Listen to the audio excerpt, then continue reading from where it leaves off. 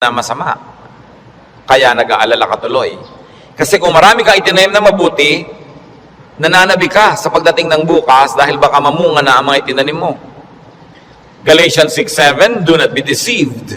God cannot be mocked. A man reaps what he sows. Hindi tayo pwedeng dapat magpadaya kung ano itinatanim.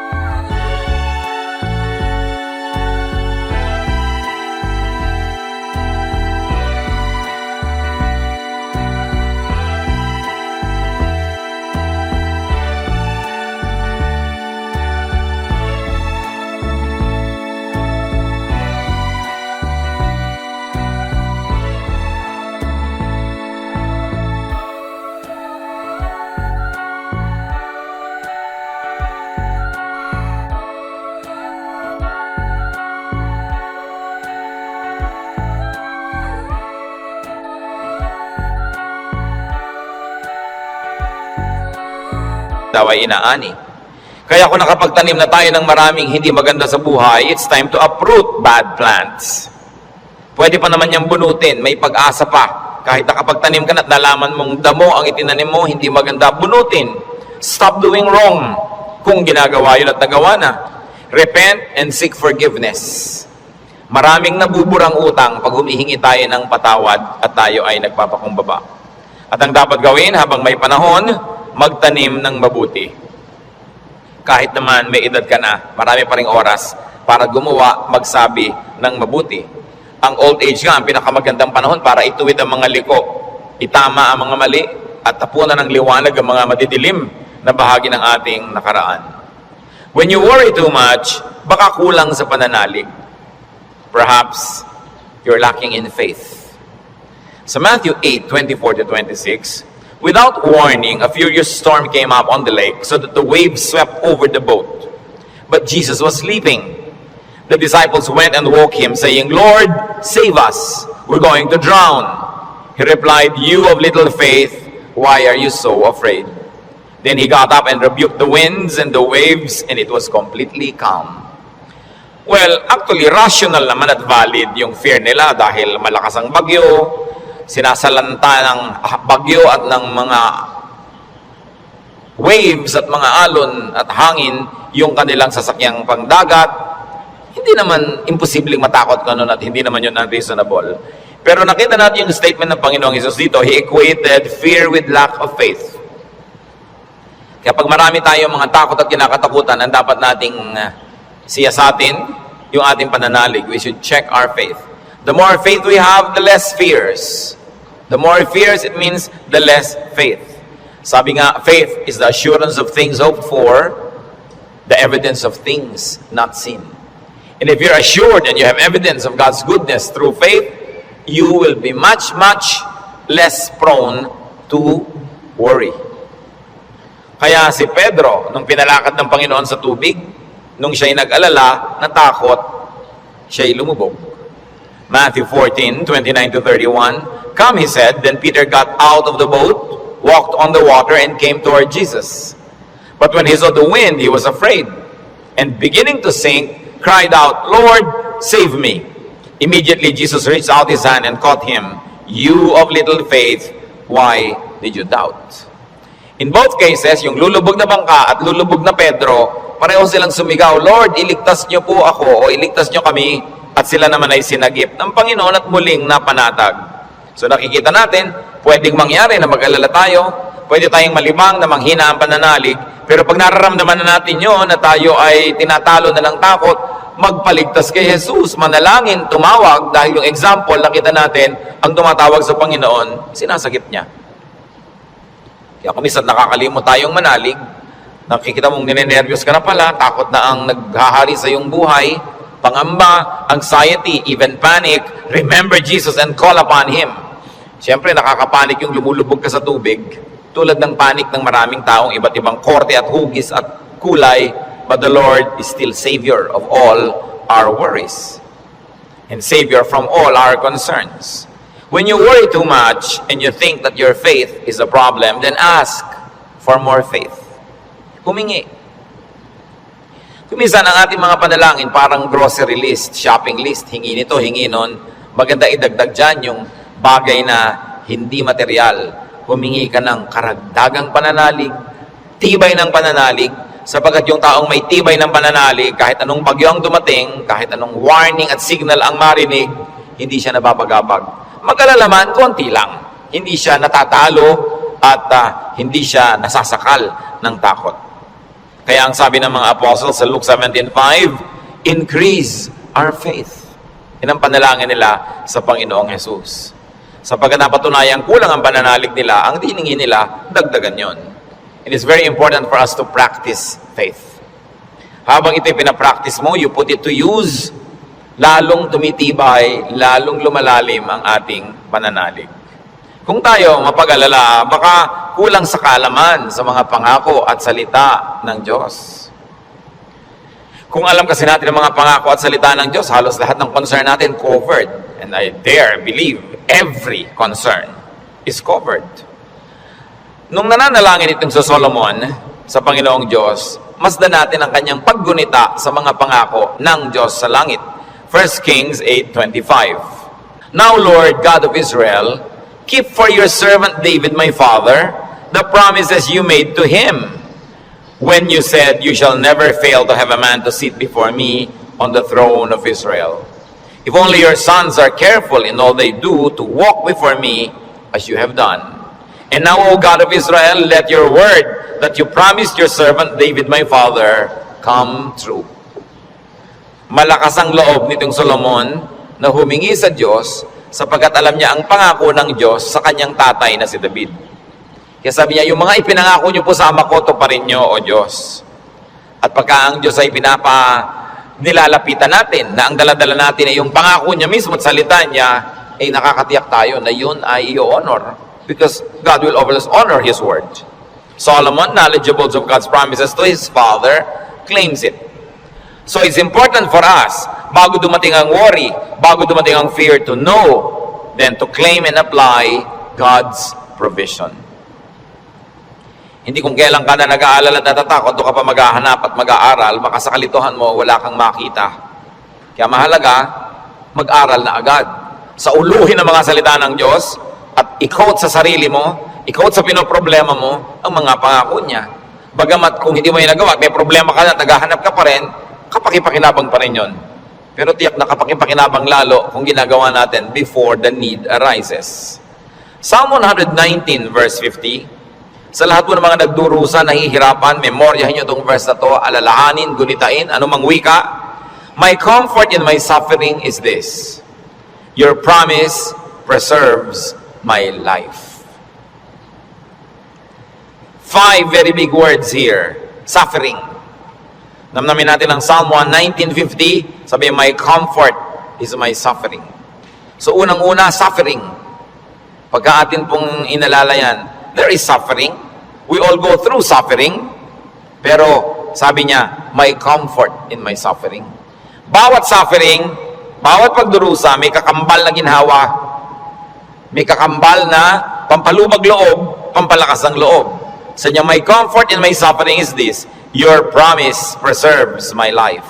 So, ang pangako ng Diyos, ang ginhawa ng mga nahihirapan, at ang salita ng Diyos ang nagpapalawig, nagpapahaba ng buhay ng tao, kaya napakahalaga na alam niya ang mga pangako ng Diyos. Kung alam natin ang mga dealings ng Panginoon sa mga taong ang buhay ay nasa Biblia, nakita natin ang mga pinayagan ng Panginoon na hirap, at kung paano sa kahalos kaduluduluhan ay biglang darating ang rescue, biglang darating ang tulong, dahil mayroong dahilan ang Diyos. At ngayon, hindi lang nailigtas yung mga tao na yon, nagiging huwaran pa natin na maging tularan natin sila, ang kanilang pananalig at ang kanilang pagkapit sa Diyos, lalo't lalo may mamabigat na mga suliranin. Psalm 119:116, sustain me according to your promise, and I will live. Do not let my hopes be dashed. So, sabing ganun, hawakan mo ako, akayin mo ako, patuloy mo akong buhayin, ayon sa iyong pangako. At siguradong ako'y patuloy na mabubuhay. Huwag mo akong hayaang mawalan ng pag-asa. Maraming magagandang pangako ang Diyos. Dapat alam natin. When you worry too much, baka kulang din sa panalangin. James 5:13, is any one of you in trouble? He should pray. Nakita nyo yung simple, mabisa, makapangyarihang solusyon pag ang tao may trouble? He should pray. Unang-una, prayer can change the situation. And even if prayer doesn't change the situation, praying will change your heart. Kaya hindi pwedeng yung prayer walang pakinabang. Maaaring gawin ito yung ginugusto natin na mabago ang sitwasyon, malutas ang problema, dumating ang solusyon, etc., etc. O kaya hindi man ganon, nabago naman ang pananaw natin, nabago ang ating pag-iisip, ganun pa rin ang bunga, tumahimik ka. Ang mahalaga naman sa tao, yung payapa siya eh. Yung tahimik ka kahit may problema, kahit nga hindi masolve yan, tahimik ka pa rin. Daig mo pa yung nasolve yung problema, pero magulo pa rin siya ang isip niya. Kaya ang mahalaga yung kalooban. At napaka-importante nito mga kapatid, tandaan natin, hindi ninyo kayang kontrolin ang mundo. Hindi ninyo kayang kontrolin ang global warming. Hindi nyo kayang kontrolin ang earthquakes. Hindi nyo kayang kontrolin ang mga political turmoils. Hindi nyo kayang kontrolin na maging sakit. Pero kaya yon ng Diyos. Kaya pag ipinapanalangin mo at inilalapit, ang laki-laki ng nagiging inhawa mo dahil alam mong alam yun ng Diyos. At kung gusto niyang baguhin yon, sinong makakapigil sa Kanya? At kung hindi niya binabago, meron siyang magandang dahilan. Manalig ka na magandang kanyang dahilan kahit kung minsan hindi naabot ng iyong isip. Pero eto pa, kung hindi mo makontrol ang mga bagay na yan at hindi kinontrol ng Diyos para sa kagustuhan mo, meron ka pang pwedeng kontrolin, kapatid, yung kalooban mo. Pag pinili mong manalig, pinili mong sumamba, at pinili mong pumanatag sa salita ng Diyos, hindi ka tatablan ng pinoproblema mo. Kaya laging kapaki-pakinabang ang pananalangin. So you always pray and pray and pray. Yung madalanginin, malayo yan sa pag-aalala. Lalo't ang pananalangin ay punong-puno ng pasalamat. Kasi kung nananalangin ka ng nagpapasalamat, oo nga naman, naaalala mo unti-unti na ang dami ng mga maganda sa buhay na dapat ipagpasalamat. Nababalanse ang iyong alalahanin at natutuwa ka pa kung lumaon. Ngayon, maraming ganito mga kapatid. Sobrang nag-aalala, matatakotin, nerbyoso, dahil kulang lang sa saya. Kulang sa libangan o sa sarap sa buhay. Napakahalaga na ang tao ay may saya, may libangan, at may sarap ng buhay. Kaya marami mga tao naghahanap ng aliw. Kung bakit marami naman sa atin, kahit nakakaranas tayo ng hirap, nagiging judgmental tayo sa mga nag-aaliw. Ano naman ang sama sa mag-aliw? Kung hindi mo ninanakaw ang iyong aliw, wala kang pinapatay, wala kang ginagawa ng masama. Kaya pag tumatanda na ang tao, marami dyan nagkakaroon ng diversyon. Alam nyo, yung may diversyon, napakalaking blessing yan. Kasi ang daming alalahanin. Pag tumatanda ka na, nararamdaman mo na yung mga kasukasuan mo, ayaw na masyadong tumiklop o bumuka ang mga tuhod mo at mga braso. Nararamdaman mo nang mahihiluhin ka, halimbawa, lumalabo ang iyong mata, dumadami ang iyong mga sakit, at kumukonti usually ang iyong pera. Bihira naman yung papayaman, papadami pera, no? Kadalasan eh, papaubos, nawawala ng hanap buhay, nagre-retire. Tapos ang mga mahal mo sa buhay na uubos na. Ang lahat ng mga tiyo mo, magulang, ubos na. Parang yung kayo na lang na magkakapatid ang next in line. No? Dati may mga matatanda kang tinitingnan, pinagmamanuhan. Ngayon, wala na. Ikaw na lang lagi ang pinagmamanuhan. So inisip mo, ako na kaya next. Yung lampas ka na sa alas 12 tanghali ng buhay, yung mga nasa alas 3, alas 4:30 ka na, alam mo yun na malapit na akong humarap sa mga katotohanan. Alam niyo yung mga ganon, sobrang magbigay ng alalahanin. At hindi naiintindihan nyo ng mga tao na hindi pa nakakaranas noon. Kaya marami sa ganong edad, mga past 50, kung kailan pa nagkaroon ng ganong edad, machichismis pa, ang bata-bata naman ang boyfriend ni kumare. Eh kung biyuda naman siya, eh ano? Di ba? Kung bata ang boyfriend niya, naiinggit ka. Di ba? Ang bata-bata naman ng girlfriend ni ganon, kung biyudo naman siya o wala naman siyang asawa, ano naman ngayon? If there are 2 less lonely people in the world. Do not be judgmental sa mga tao naghahanap ng saya. Kasi kadalasan, yung saya mo na lang ang nagtatawid sa'yo sa dilim ng gabi. Yung konting saya mo na lang ang nagbibigay sa'yo ng dahilan para mabuhay pa uli, para bukas o next week. Yung konting libangan mo ang nagbibigay sa'yo ng liwanag sa otherwise ang dami-dami mo mga alalahanin sa buhay. Hindi dapat silang ginajudge. Pag may nakikita kang dalawang taong magkasama, hindi sila magkaedad, ang tanda-tanda naman ng boyfriend niya, baka naman kulay siya sa pag-ibig ng magulang nung araw. Mabutit nakakuha na ng husband, meron pang tatay. Kung minsan bonus, may lolo pa. Inggit ka. Di ba? Kung minsan naman, bakit kaya ang bata-bata nang nagugustuhan nito, may edad na siya?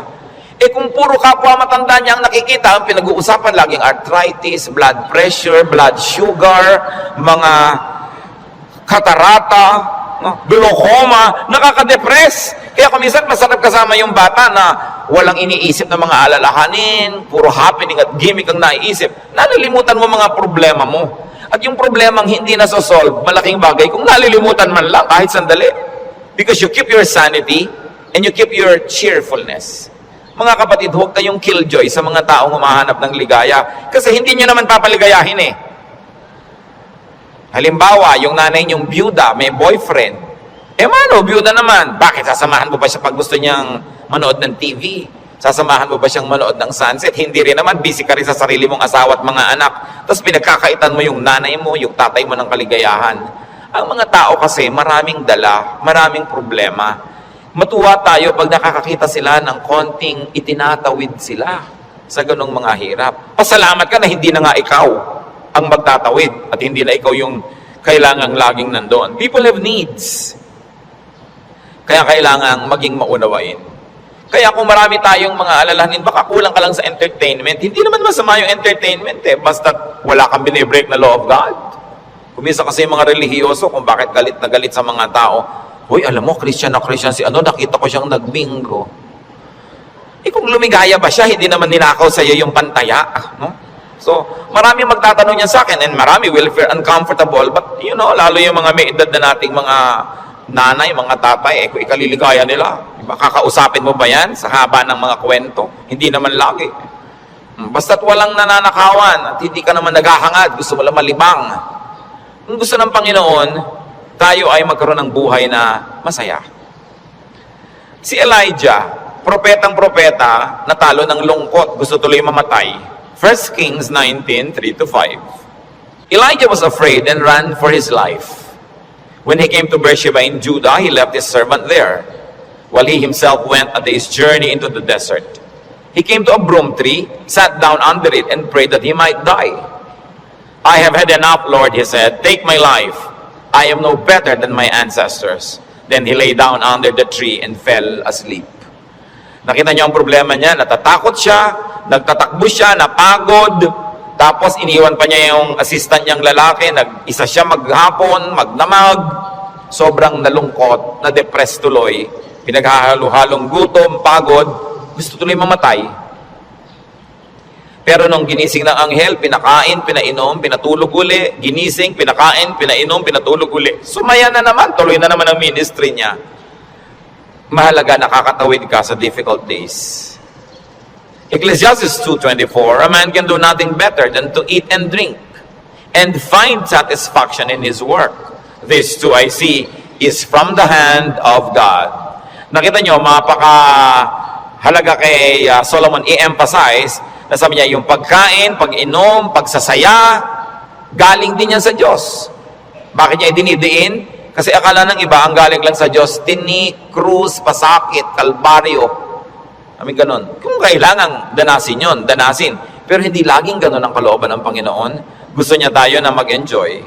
At sinabi, to find satisfaction in all His work.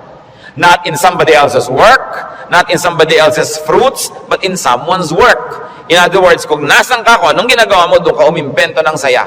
Doon ka humanap ng ikaliligaya mo, sapagkat yun ang doable, yun ang reachable. Ecclesiastes 3:13, that everyone may eat and drink and find satisfaction in all his toil. This is the gift of God. Gusto ng Diyos, pag kumakain ka, masaya ka. Umiinom ka, na-enjoy mo yung iniinom mo. May ginagawa ka, hindi ka nagdadabog, natutuwa ka sa ginagawa mo. Ang payo pa ni Solomon, Ecclesiastes 9:8, always be clothed in white, and always anoint your head with oil. Baka naman bukas sa kaputi na kayo lahat.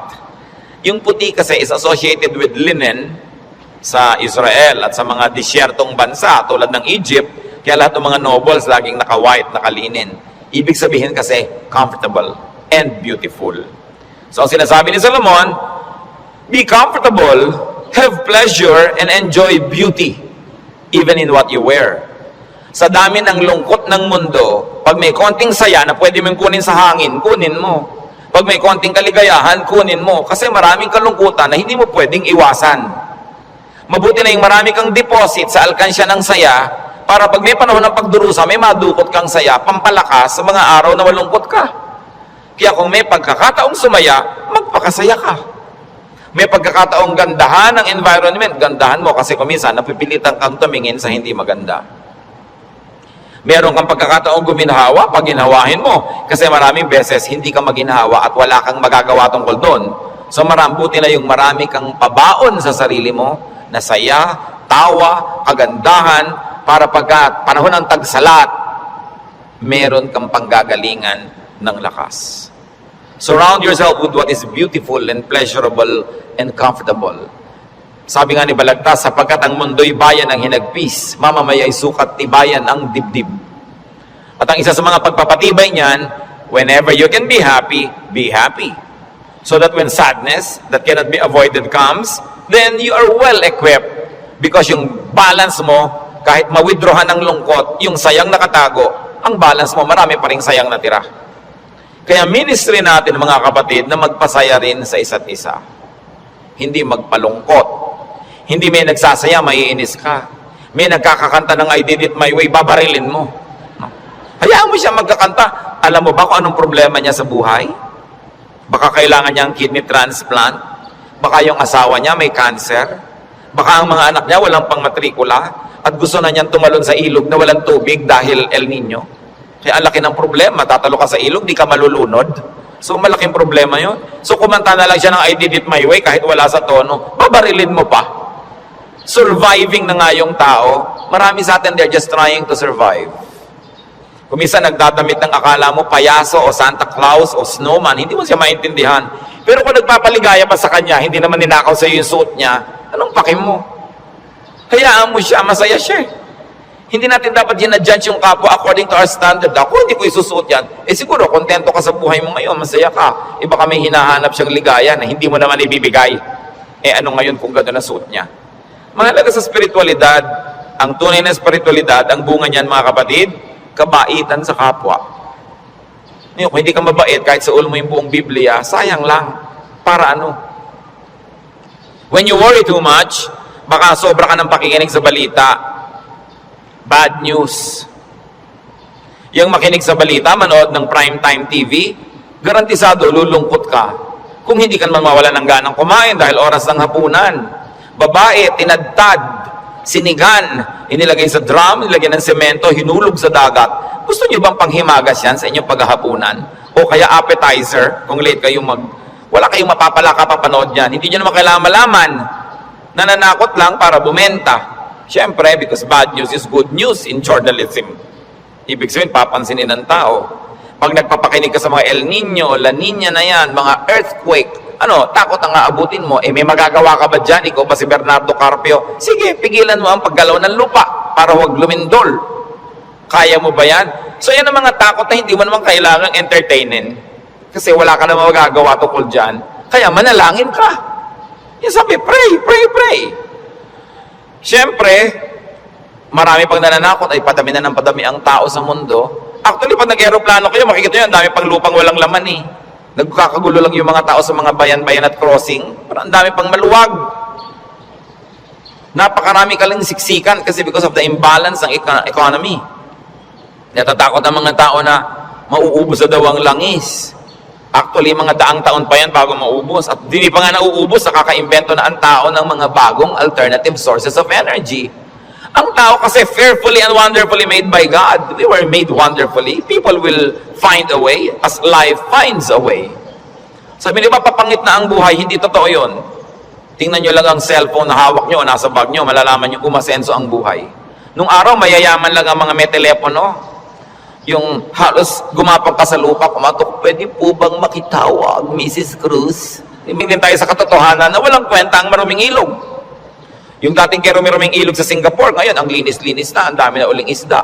Ganon din naman sa Stockholm, sa Sweden. Sa gitna ng city, ang linis ng ilog, may mga nangingisda at kinakain nilang isda. Dati daw yung parang Pasig.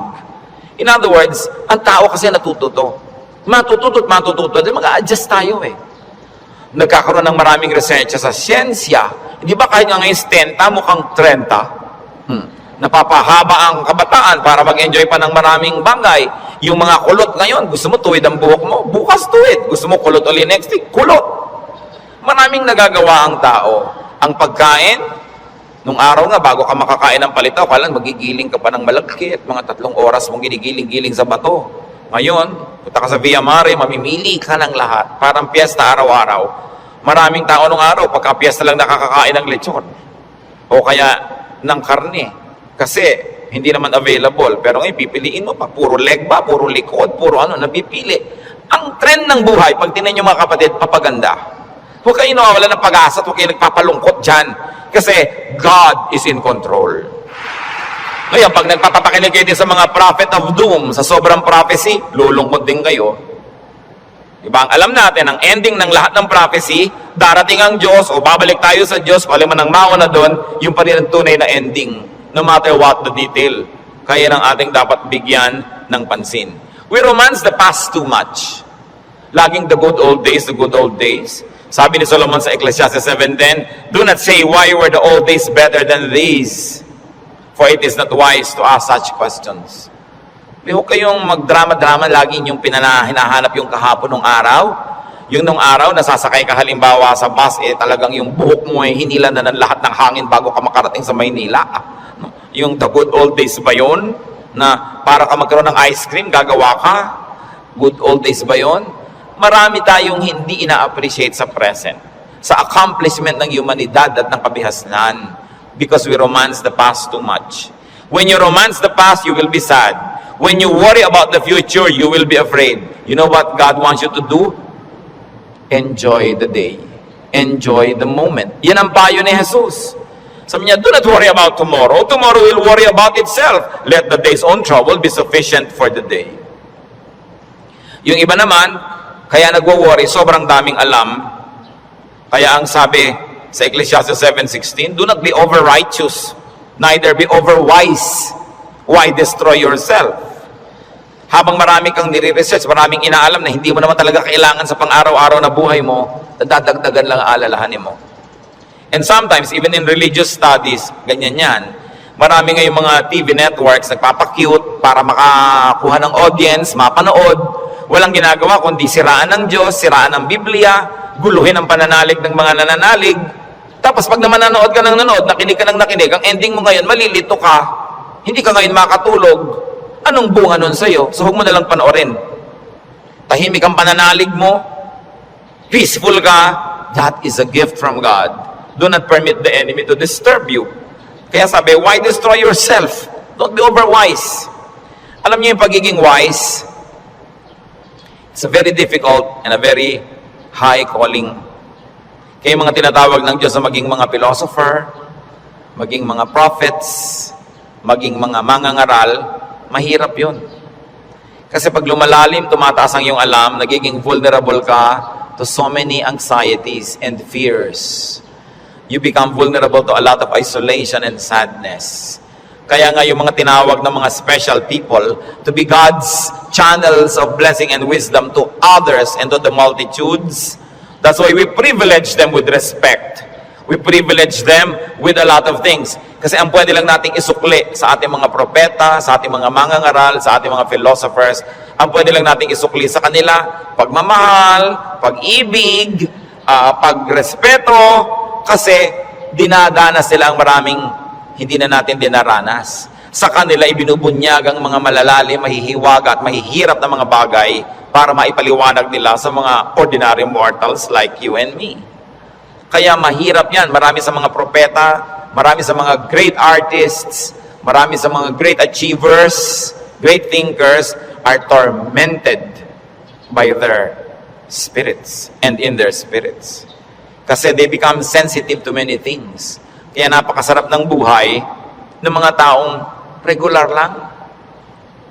Kung minsan naiinggit ka doon sa sobrang dunong, sobrang galing, kaya mo bang buhatin ang bigat ng karunungan? Mahirap yon.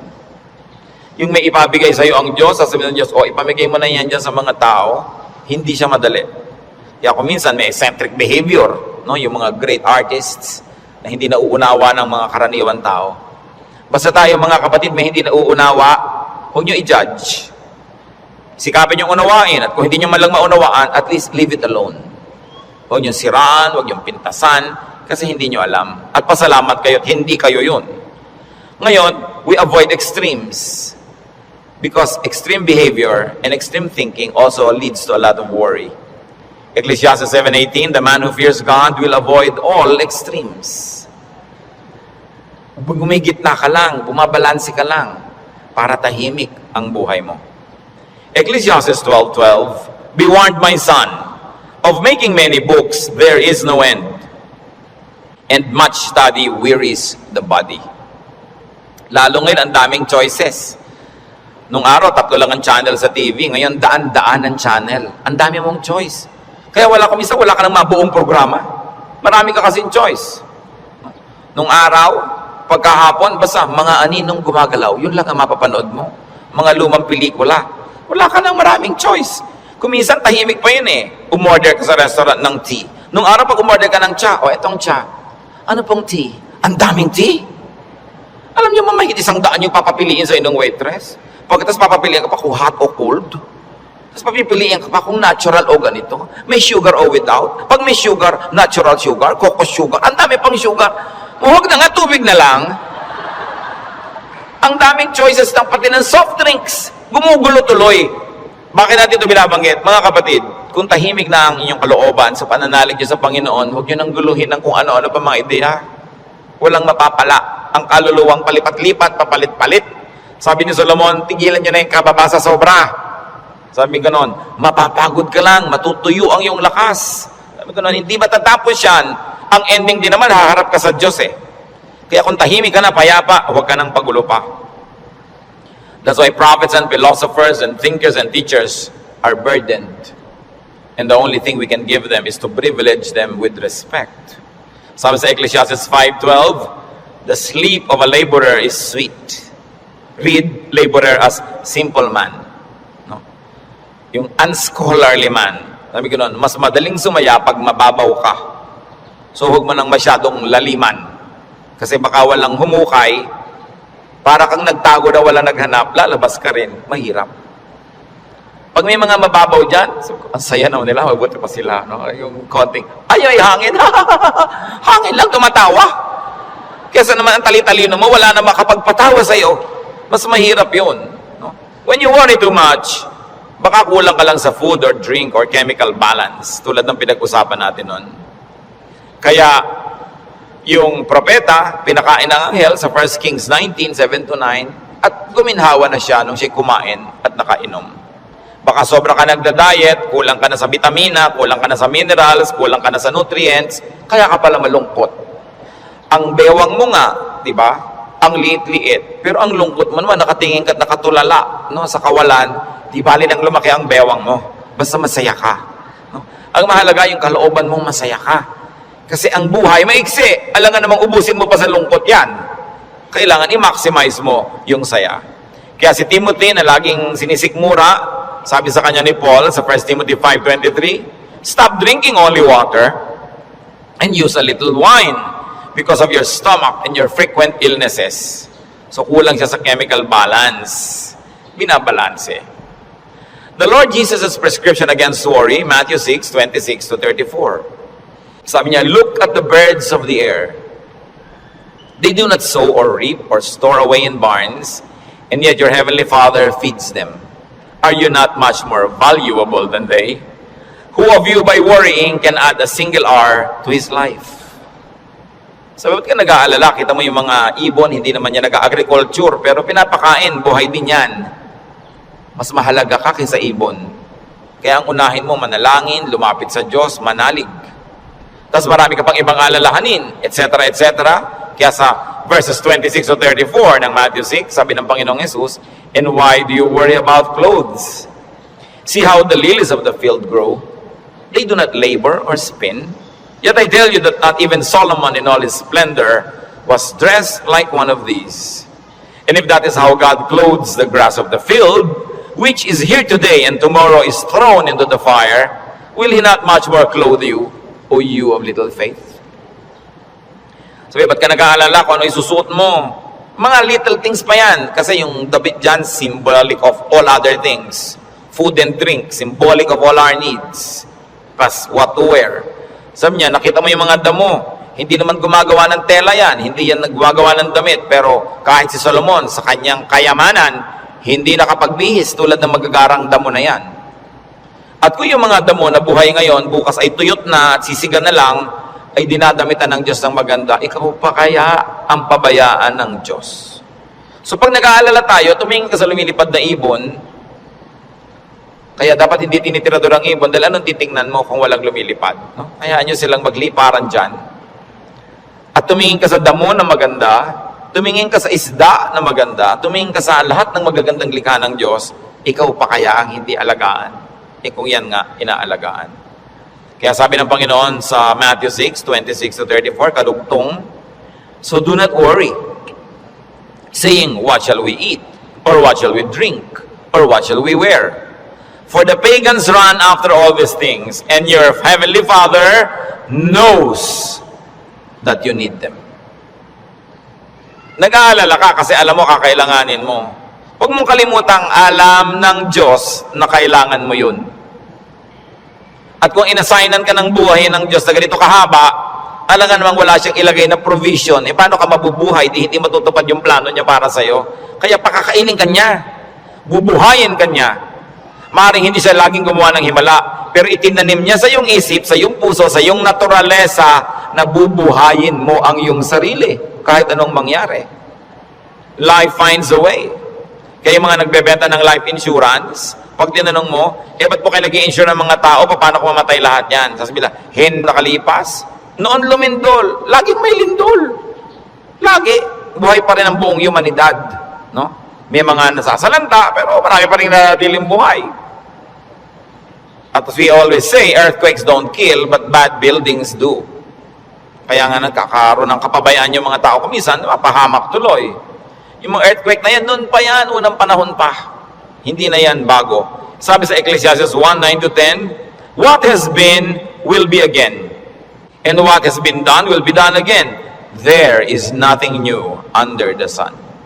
Alam na yan ng Diyos. Nagkaroon lang kasi ng pangalan niyang El Nino kaya naging warriors tayo.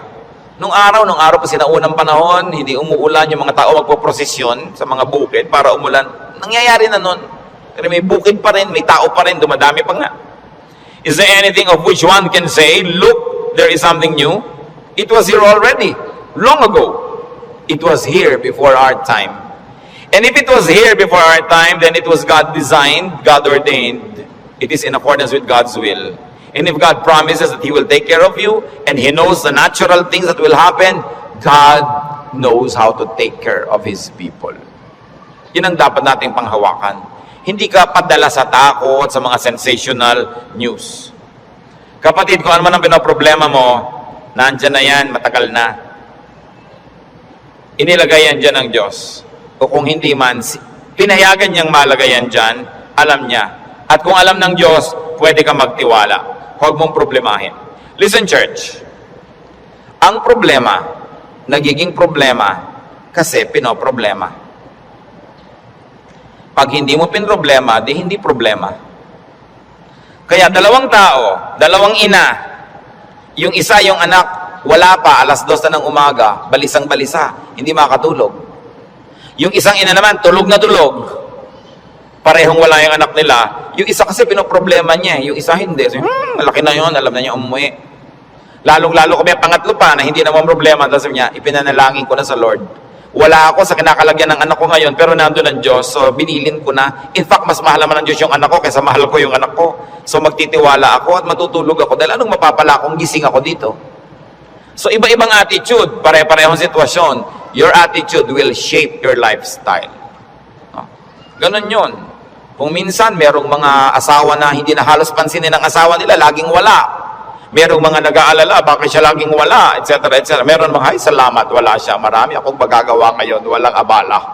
Nasa sayo yan, kung anong gagawin mo sa buhay mo. Pero hanggang hindi mo pinoproblema ang isang bagay, hindi yun problema. Ngayon iniisip mo, ano kaya, Pastor, ano magagangyari po pag natunaw lahat ng mga yelo sa North Pole? Lumayas ka sa harap ko, hindi ko alam. Bakit mo ipapaproblema sa akin ng mga yelo sa North Pole? Diba? Ba't natin po problemahin yan?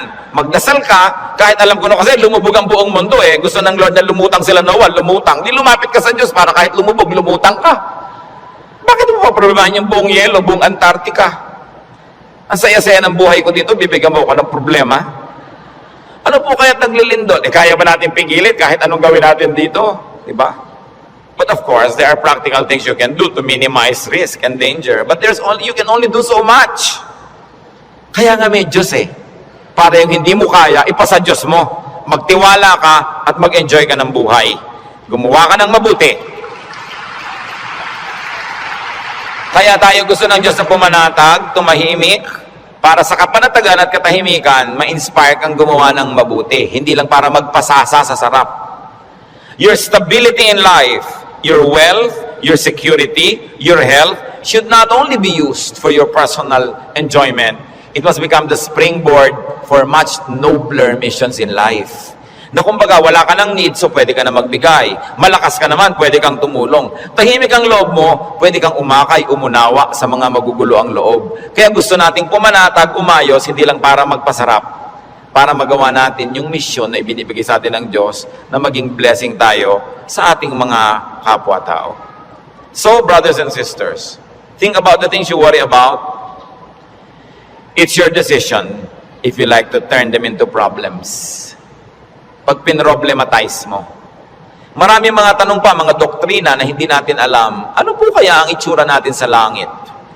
Hindi natin alam. Ang problemahin mo, mapasama ka doon. At alam natin yan, manalig ka sa Panginoon, humingi ka ng tawad para sa iyong mga kasalanan, tanggapin mo si Jesus sa Panginoon tagapagligtas, at siya na ang may problema sa mga detalye. Bakit mo pinoproblema? Kahit naman tayo magtalo, mapuyat, hindi natin masasagot. Ipa sa Diyos ang mga bagay. Ito ang isa sa mga pinakamalalalim na regalo ng Diyos sa atin sa pananalig. Nagkakaroon ka ng kapayapaan. Nagkakaroon ka ng katahimikan. Matthew 6:26-34, karagdagan. Sabi ng Panginoon, sa halip ng mga problema kayo, seek first His kingdom and His righteousness, and all these things will be given to you as well. Therefore, do not worry about tomorrow, for tomorrow will worry about itself. Each day has enough trouble of its own. Huwag laging alalahanin ang nakaraan, nakakalungkot. Kaya pag kami mga medyo senior ladies magpa-party, tapos ini-invite ako, baka ang tugtog nyo, puro 60s and 70s, ha, ayokong pumunta. Puro na lang tayo nung high school natin, nung ganyan. Wala na ba tayong future? Puro past na lang ang pinag-uusapan? Kaya kung minsan nakakatamad na rin umaten ng mga high school reunion, walang pinag-uusapan ko din nakaraan. Mahalaga ang tao, engaged niya yung today, hopeful siya about tomorrow, may mga plans siya pinag-uusapan, hindi puro past, hindi puro lungkot.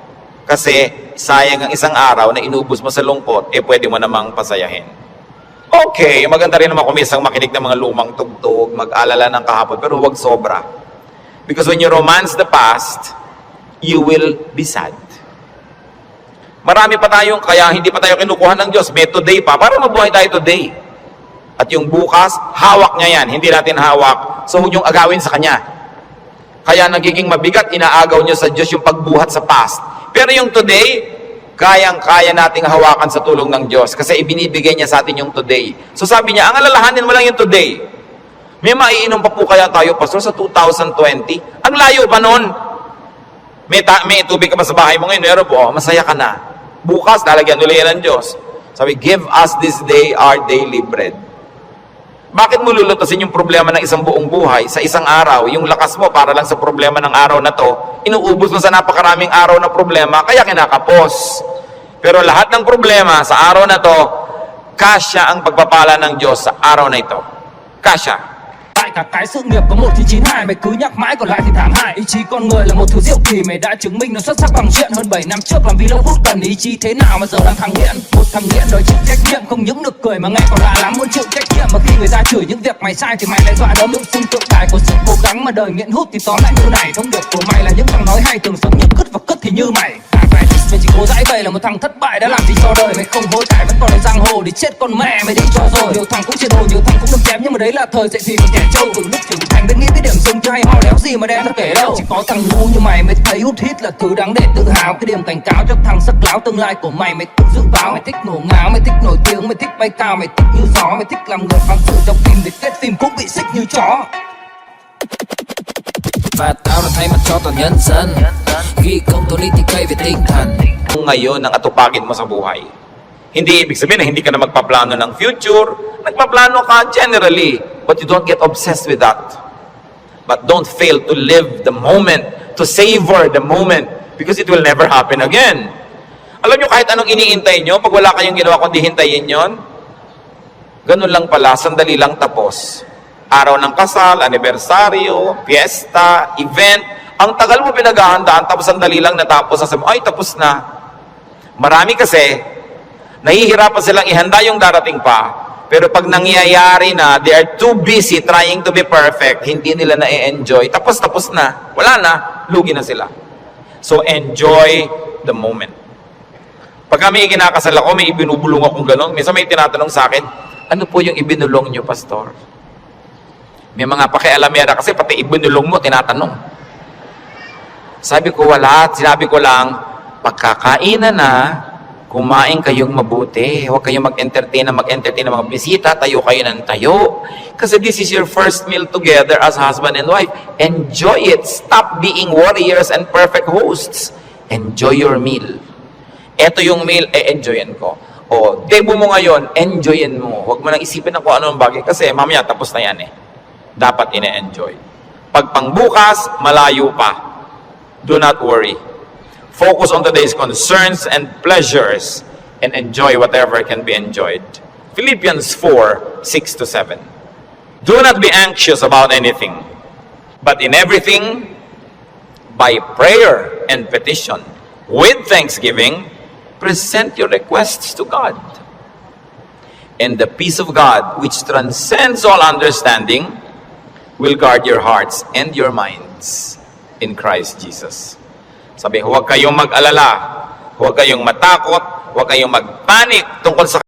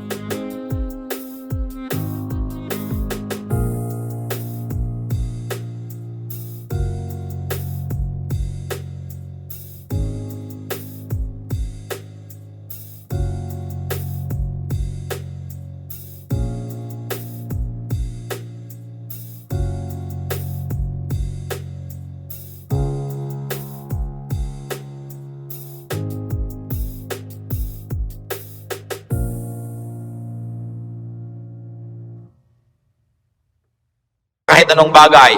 At sa halip na yan, sa pamamagitan ng panalangin taimtim na may kalakip na pasalamat, ilapit nyo sa Diyos ang gusto nyo.